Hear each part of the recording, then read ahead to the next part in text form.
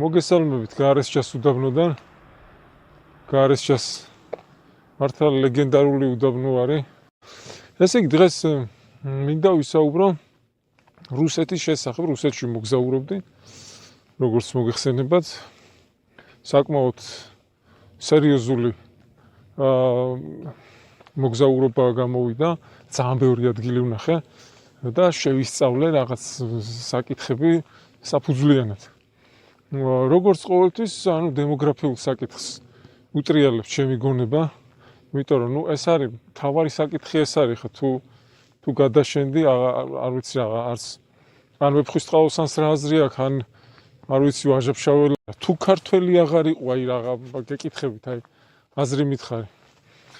ხო და საიდან, ხო თავარი, იმიტომ არის ჩემთვის თავარი საკითხი ეს, რომ მართლაც თავარი არის.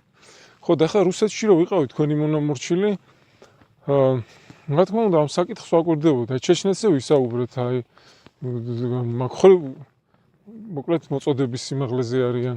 რასაც ვერ ვიტყვი უკვე რუსეთის შესახებ ნამდვილად ვერ ვიტყვით ამას. შეიძლება ჩვენზე ცოტა უკეთესი მდგომარეობა არის. ცოტათი ოდნავ უკეთესი მდგომარეობა არის ალბათ.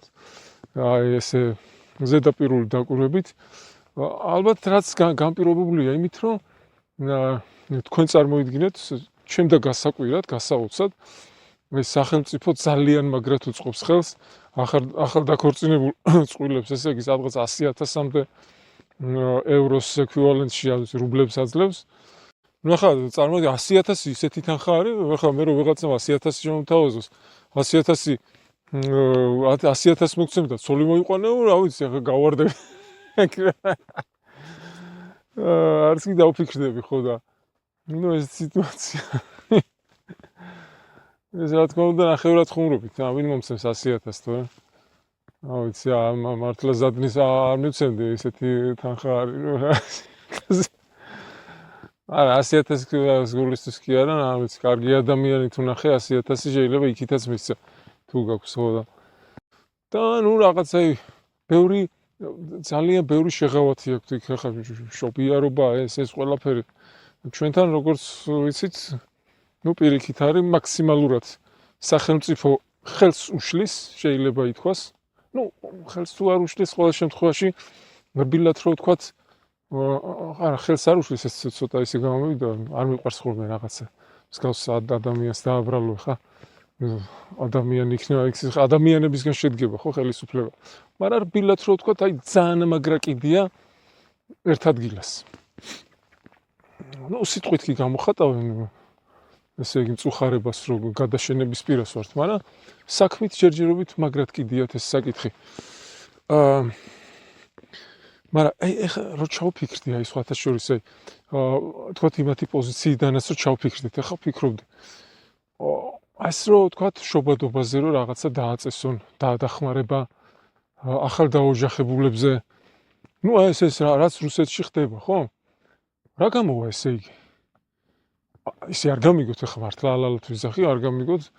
არანაირი არ მაქვს პრეტენზია ჩვენი მოქალაქეების აზერბაიჯანელი იქნება თუ ეთნიკურად სომეხი, მაგრამ ძირითადად მაგათი დახმარება გამოვა, იმიტომ რომ ეს ხალხი მრავლდებიან, ეს ხალხი ასრულებენ, ასე ვთქვათ, იმ ფუნქციას, რასაც უნდა ასრულებდეს საგათმოაზროვნე მოქალაქე. ამ ხალხის ამაზე ვისაუბრე და მოდი ძალიან სიღრმეებში აღარ წავალ, მაგრამ ამ ხალხის მხრებზე დგას, რო იტყვენ ეს შობადობა მიუხედავად იმისა, რომ ეს სავალალო არის, ნუ წარმოიდგინეთ, საერთოდ არ იქნებოდა შობადობა ეს ხალხი რო არ ყვავდეს. ხო და დავფიქრდი ამაზეც რა.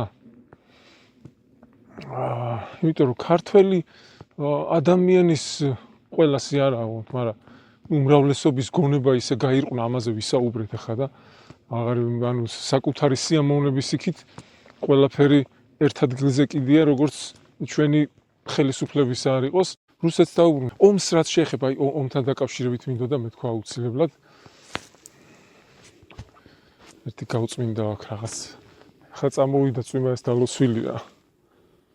ხო, ომთან დაკავშირებით მინდოდა მეთქვა ორიოდე სიტყვა ომის შესახებ. ომი ნამდვილად არის გრძნობა. მე არ მიგრძნია, უბრალოდ ერთხელ მომივიდა SMS-ი, როცა პეტერბურგში ვიყავი. პეტერბურგში არა, პეტერბურგის ობლასტი იყო, აღარ მახსოვს ზუსტად. სად ვიყავი, მოკლედ ეს მასავით ვიყავი. მაწანწალად ზაღლით დარბოდი. მოვედე მთელ რუსეთს მოკლედ რა და მოდებული ვიყავი მთელ რუსეთს. ხო და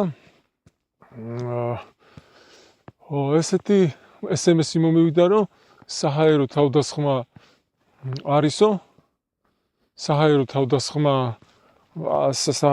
თავდასხმის საშიშროება არისო და ფრთხილად იყავით მოკლედ და მე მგონი მეორე დღეს იყო, რომ ხო ეს განგაში გაუქმებულიო მოკლედ, შემდეგ ესეთი SMS-ი მივიღე.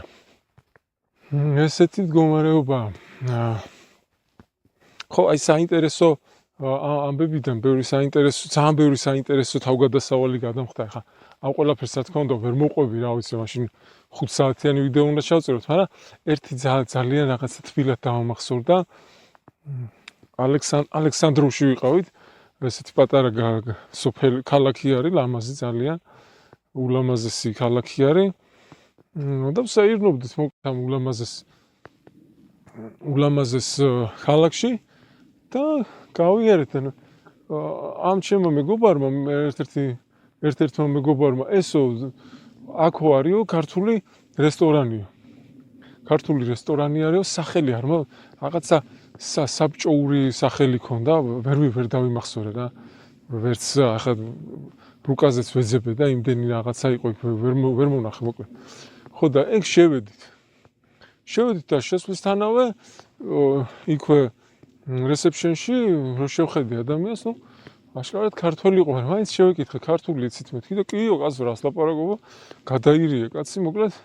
შევედი და გამოველაპარაკე, ძალიან გაუხარდა. დაახლოებით 50 წლის ჩემზე ცოტა უფროსი იყო. აფხაზეთიდან იყო, მე როგორც საუბრიდან ესე გავარკვი, აფხაზეთიდან იყო.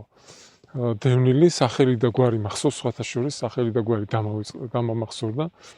გვარა თოდუა იყო და სახელი თემური რაღაცა ისეთი. ძნელად ვიმახსოვრებ, მაგრამ ეს დამამახსოვრდა სახელი გვარი. ხო და ნუ საუბრობთ რაღაცა რაც გვინდოდა მოკლედ ის შეუკვეთეთ და ახლა რომ მოვიდა გადახდის რომ და მეთქი ნუ ჩვეულებრივად ახლა როგორც ეს რას ლაპარაკობ? ეს გადაირია, ნუ ისეთ ის როგორ გეკადრებათ რა გადახდაო? მე გადავირიე, ესე იგი. ასეთი რაღაცა მაინც იშვიათი ახლა კაც რესტორანი აქვს და იქ ხო ქართველები შედიან, რა ვიცი ახლა ნახევარი თუ არა ხშირად შევა ხო ქართველი, მაგრამ ესეთი არ ვიცი ახლა ალბათ ვისაუბრეთ, ართა საინტერესოდ ვისაუბრეთ და საქართველოს ჭირვარამზე ძალიან ბევრი ვისაუბრეთ პრობლემებზე აქეთ-იქით და არ ვიცი, ნუ ამ ადამიანმა მართლა ძალიან დიდი ის გამოავლინა. ესე იგი უფასოდ გაგვიმასპენ. ხო, აი თუ გავარკვიე, მე სხვათა შორის დაურთავ კომენტარებში მისამართს, რომ აი რო ჩახვალთ, მიხვიდეთ იმ ადგილას. ჩემ მეგობრებს ვკითხავ და შეიძლება გავარკვიო ეს ამბავი.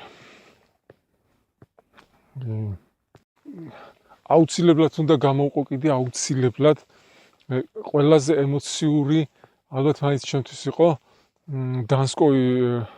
დანსკოი მონასტერში არიან დასაფლავებული ქართველი მეფეები და ძირითადად მეფეებიდან არჩილ მეორე დასაფლავებული. და ასე ბევრი დიდგვაროვნები არიან. ქართველი დიდგვაროვნები და აი საოცარი მომენტი იყო, რომ აი რაღაც ესე უცხო მიწაზე ჩემი ქვეყნის მმართველებს წარმოიდგინეთ სამეფო გვარის წარმომადგენლები. ეხლა შეიცვალა ეს დამოკიდებულება, რომ მაშინ მეფე იყო, რომ რაღაცა საოცარი.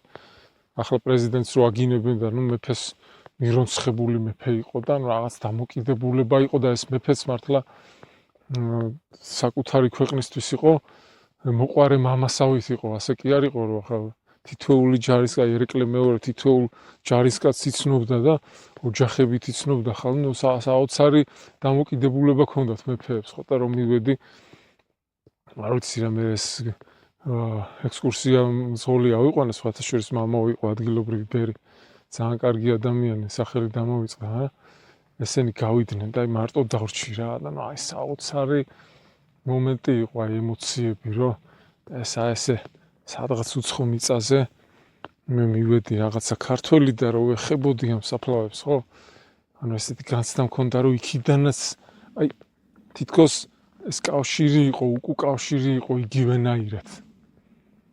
აი ზუსტად თითქოს იგივეს განიცდიდნენ, ესეთი განცდა მქონდა, რომ იშვიათია ესეთი განცდა, რომ აი საფლავს რო ეხები და თითქოს ისიც იმავე თქ პასუხობს რა, აუცარი მოკლედ. აი ყველას ურჩევ, რომ აი დანსკოი მონასტერში თუ ჩავა, აუცილებლად მივიდეს. კარგით, ესე იგი დავასრულებ ამ ამბავს, იმიტომ რომ ნუ ახლა როგორც გითხარით, ვერ მოვყვები ყველაფერს. ეს იმხელა ინფორმაციაა, რომ რაღაც საათები და შეიძლება 2 დღე დამჭირდება.